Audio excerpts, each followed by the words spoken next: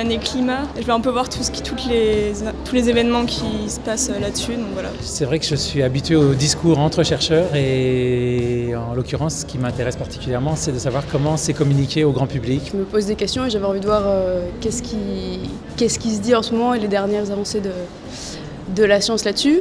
Les questions climatiques interpellent la société. En témoigne l'engouement pour cette table ronde grand public organisée en marge de la 3e conférence mondiale sur l'agriculture climato-intelligente. Ce concept a mobilisé 700 participants de 75 pays pendant 3 jours à Montpellier. L'enjeu est de taille car les agriculteurs du monde entier subissent déjà des hausses de température et des épisodes de sécheresse intenses. Mais si le secteur agricole est victime du réchauffement, il en est aussi responsable. L'agriculture est aussi contributrice au changement climatique puisqu'elle produit entre le secteur agricole et le secteur forêt près de 1/3 des émissions de gaz à effet de serre à l'échelle de la planète. Le concept d'agriculture climato-intelligente est né en 2010. Cette approche originale tente de concilier 3 conditions. La première de ces conditions, c'est continuer à assurer la sécurité alimentaire. La deuxième condition, c'est s'adapter au changement climatique. Et la troisième condition, c'est atténuer le changement climatique. Il faut qu'en plus de ces conditions dont je viens de parler, il y ait un environnement favorable, un changement dans les politiques publiques, dans les financements, dans les mécanismes institutionnels, pour faire vraiment changer les mentalités à propos de l'agriculture et pour qu'un changement de paradigme complet se fasse dans ce sens-là.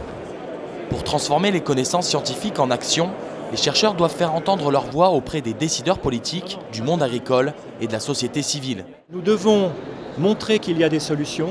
Nous devons trouver comment ces solutions peuvent s'adapter aux différents contextes régionaux et locaux et comment finalement on peut travailler avec l'ensemble des acteurs pour que ces solutions arrivent à une certaine maturité.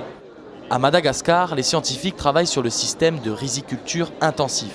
Cette technique a l'avantage d'augmenter les rendements et de réduire les émissions de gaz à effet de serre. Ça permet via des systèmes d'irrigation et de drainage des parcelles rizicoles de diminuer les émissions de méthane. Une partie de la solution réside dans la pratique de l'agroforesterie et de l'agroécologie qui sont proches de l'agriculture climato-intelligente. L'agroécologie est une façon de faire de l'agriculture en suivant des principes qui décrivent le fonctionnement des écosystèmes naturels. Donc il y a des différences un peu épistémologiques entre les deux concepts. D'un côté on parle de principes, d'autre côté on parle d'objectifs. Et donc l'agroécologie, c'était amplement démontré qui offre des possibilités, qui offre des exemples concrets d'agriculture climato-intelligente.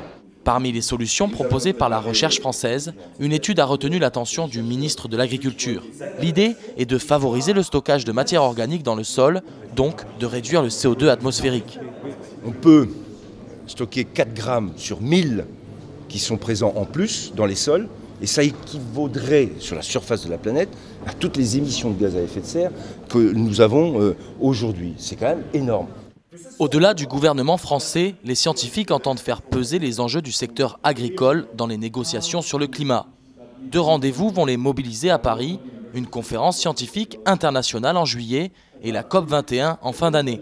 Outcomes of this conference actually inform in various ways through the participants themselves, but also through official documentation, inform the dialogue, the consultations in the COP21. Lors de la session de clôture, Patrick Caron, directeur général délégué à la recherche et à la stratégie au CIRAD, a transmis les clés de la conférence à Martin Boilia. Il s'est engagé au nom du NEPAD à ce que la prochaine conférence sur l'agriculture climato-intelligente ait lieu en Afrique en 2017.